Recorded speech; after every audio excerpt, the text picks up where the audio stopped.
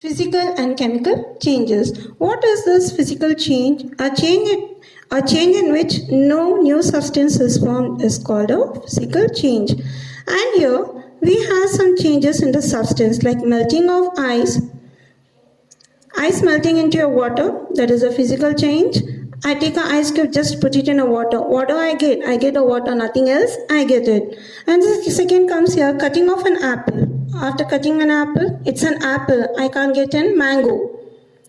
Breaking of a glass is broken. Again, it can't be a formation of new glass or it's not a wood. So that is only physical change. And then comes to the next chemical change here. What is this chemical change? A substance that is a change in which new substance formed is called a chemical change. Now take a piece of iron pieces. 1 year, 2 year. After a few years, you see the color is completely changed. In a sense, rust or formation of rust to the iron, like nails, whatever the iron things we have, we get like in the sense a rusting of iron. We can see that chemical change. An example that is of cooking of an egg. Cooking of an egg, this is also under a chemical change. Burning of wood, these all comes here for chemical change. Can you observe this picture, children? A fresh leaf and a dry leaf. Fresh and green leaf, and you have one more picture called the dry leaf. So what type of change can you see here? It is a physical change or chemical change? Yes. Can the dry leaf turn into green? No, it cannot dry. It cannot turn into green. So what type of change can you observe? This is a physical change or chemical change? Just think. Yes, it is. Yeah, children. So the fresh and green leaf and the dry brown leaf, this is under physical change. And few more pictures can you observe, children, here? Melting of an ice cream. So these all are the examples for physical change. Okay. The next is chemical change. Can you observe? A wood is burning, and after the wood get burns, what do we get? We get the ash. So can it form a formation of a wood? No. So a wood is just getting a burning and it has been out to the ashes here. Obviously it is chemical change. And here you have the few more examples like burning of a paper, rusting of iron, and curding of milk, ripening of fruits. These all are examples for chemical change. Now let us study the next subtopic called expansion and contraction. What is this expansion and contraction? Some substance increase in volume, that is called expand in the sense increase. When it get heated, another decrease in volume, contract, decreases its level. What are the materials? The metals get expanding on heating and contract on cooling. That comes under physical change or reversible change.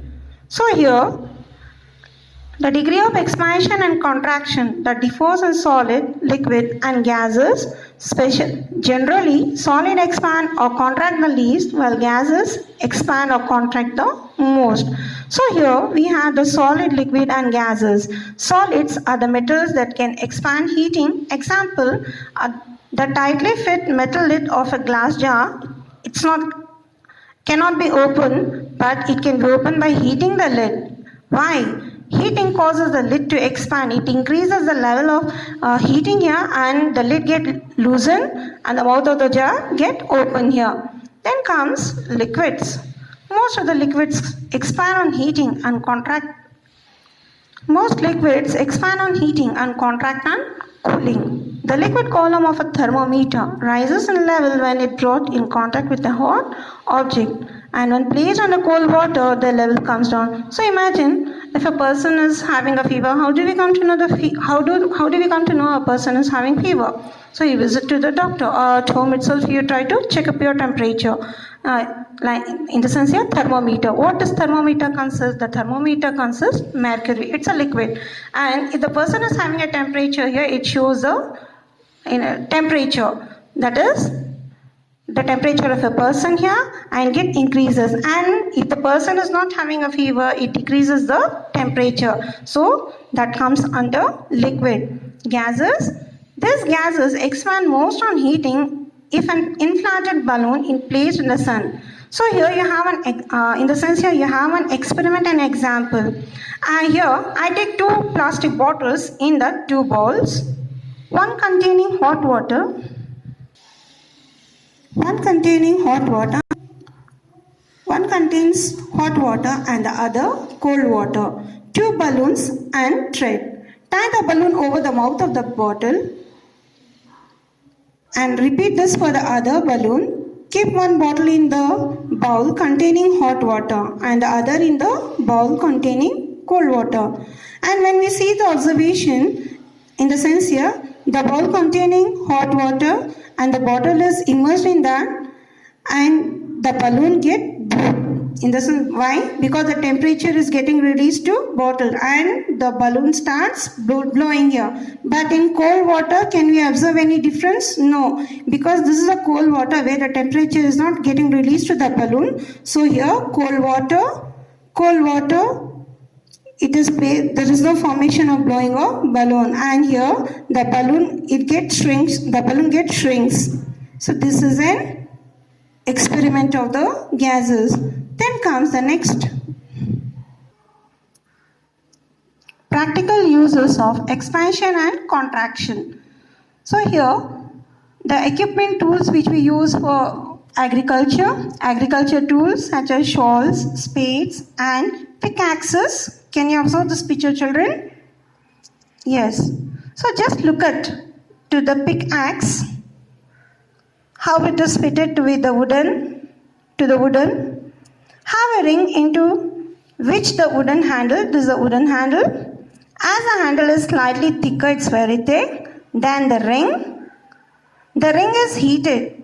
So this iron to be fixed to the wooden here. So what they are going to do, they are going to heat this. And when they heat, what happens here? It increases. And before fixing it to the handle, and upon cooling, the ring contracts, creating a tight fit into the handle. Yes, after heating, it gets set to that, and when it gets decreased, that comes into the cooling position. Yes, it is completely fixed to this wooden, that is pickaxe. Metal bridges, railway track, they all have some small gap. Can you see the gaps here? That is known as expansion gaps between metal. These gaps allow for expansion during hot weather and prevent damage to these structures. Yes, children, can you observe this page number 74? There you have write true or false. So read carefully and answer towards it. Then here, yes, children, we have studied about the changes around us, reversible change, irreversible change, that can be reversed. Example, melting of ice cream, irreversible change that cannot be reversed, cooking of food.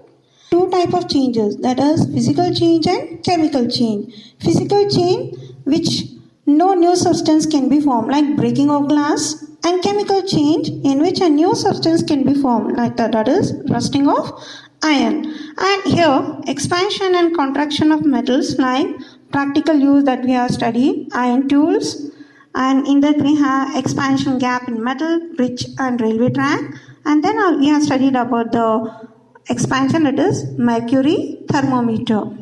I hope children you followed this topic. So the things which you observe in your day-to-day life, just make it as an information that whether it is a reversible change, irreversible change, you will get enormous of ideas about that.